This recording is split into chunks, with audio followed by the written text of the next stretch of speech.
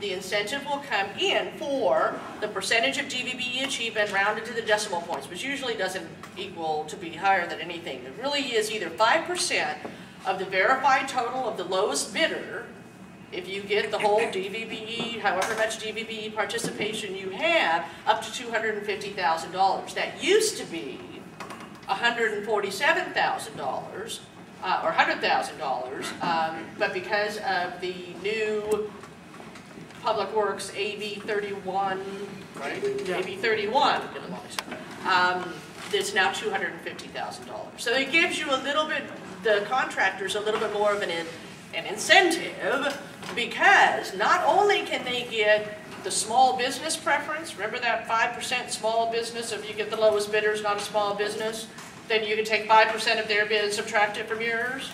Well, you can also do up to 5% if you have 5% or more DVBE participation, up to $250,000. So the Hewitt people and everybody else, they're kind of aware of this. So they're going to be out there. If they think there's going to be really a lot of competition, it's a state-funded contract, you have the ability to market to these prime contractors and say, hey, I can help you get your DVBE incentive. You say, I can help you meet your DVBE goal, they don't know what they're talking about. Okay? You're not going to help Caltrans meet their DVBE goal. If you're going to be marketing yourself to a prime contractor, you are going to be helping them obtain their DVBE incentive. Sometimes it's all in the language. So, when I think there was some questions about the 5% and how that comes into play from some of our constituents, yesterday. So, one of the things I wanted to make sure that we just make clear and kind of get a room check to see if everybody's aware of that. So, when you talk about a participation that is 1% or greater of the value of the bid, so then the prime contract would actually come to you and ask you, to participate with them, for whatever it is that you sell, on a particular bid that they're bidding on. And Caltrans is going to be looking at the percentage of work that they have guaranteed to the disabled veteran to determine if they can actually take the $250,000 incentive limit. Is that correct? Exactly. And what it is the contracts review department that we have in civil rights. A prime contractor is going to say, we have 120, or we have, $375,000.42 of DVBE participation. So we want to be able to use that DVBE incentive up to $250,000, just in case we're the second or third lowest bidder, and the people below us decided not to go ahead and use their DVBE incentive. So then what the contract analysis part of it does is they get that bid, they will call all the DVBEs and say, did you agree that you are going to provide trucking for X amount, and contracting, and plumbing, and this, and whatever, and that, all of these little pieces that equal up to an amount are verified. And if they are indeed all verified, they can go up to 5% of the total of the lowest bidder, or $250,000, whichever is less, okay? And be able to calculate that out, and that person, the prime contractor, may indeed get their up to $250,000. If they have $300-something thousand, that equals out to be the percentage, and so on. It gets complicated with the math, but the bottom line is that if the prime contractor obtains the DVBE participation, they can get an incentive, which means less money off of their bid. So if they decide to forego the incentive, and I'm just going to throw out an example. There was recently a District 4 project bid, Antioch Bridge. That was a pretty big project. I know you were involved with it. Or I saw you around maybe one of the meetings or something. There are two small business programs in District 4. Right. There's me, which is everything but the toll bridge.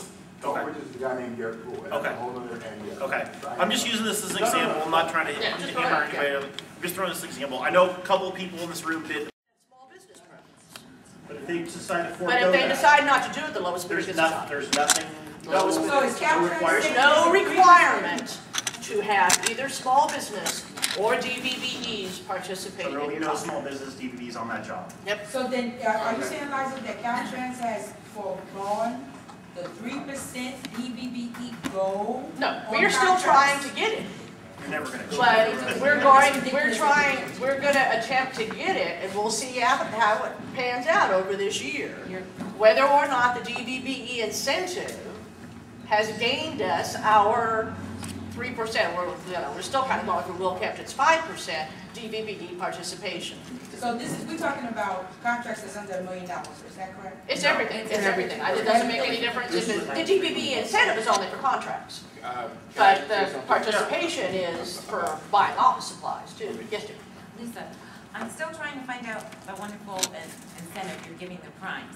If we take the Antioch Bridge project and we figure it was like 93 million, I took like 1% of that, which was 930,000, and I figured that to be the incentive that you were giving the contractors to take off the 250 off their bid if they got 930,000 worth of DVBEs working on that contract. Right. Is that correct in thinking, or is that not correct? Because I'm just trying, I just want to really, It's very complex, and actually, maybe if George can explain it a little better than I can. Okay.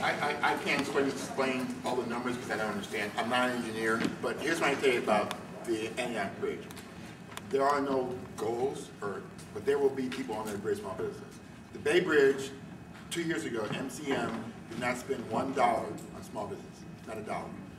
This year is $38 million because of phone calls, pressure, meetings, cajoling. So even though there's not a concrete goal in the contract, we have ways with our consultants to make sure they do use people in the area who have the qualifications. You're right, but what we need to do as a DVB community is be on that bid team before the bid for the big contractors.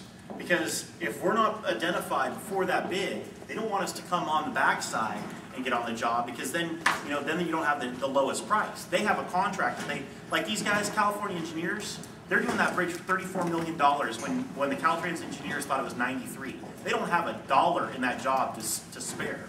And we want to be on the bid team. We don't want to come on the backside. We'd like to be on the bid team. So it's planned and programmed into the job, and we want to have good prices so we can do that work. But they don't want to work with us. That's how to make the connections with the prime contract. Well, they don't want to work with us because we're small, and they don't know. Hang on, I'm going to comment on that, because that's why I'm here. It's not that we don't want to work with you. I mean, I'm a peon in the realm of our company, okay? And the upper managers, they want to have that comfort, especially like you mentioned. I mean, this market it's super tight, and we don't know, any business, forget about your group, any company. I've worked with tons that were very competent businesses that went belly up. So that is a concern, no matter who you are, or whether you're a veteran-owned business or not.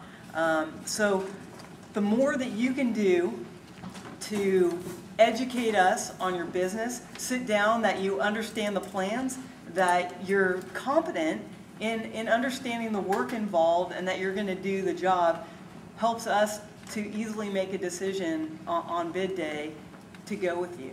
And I'd be happy to sit down and explain how our company and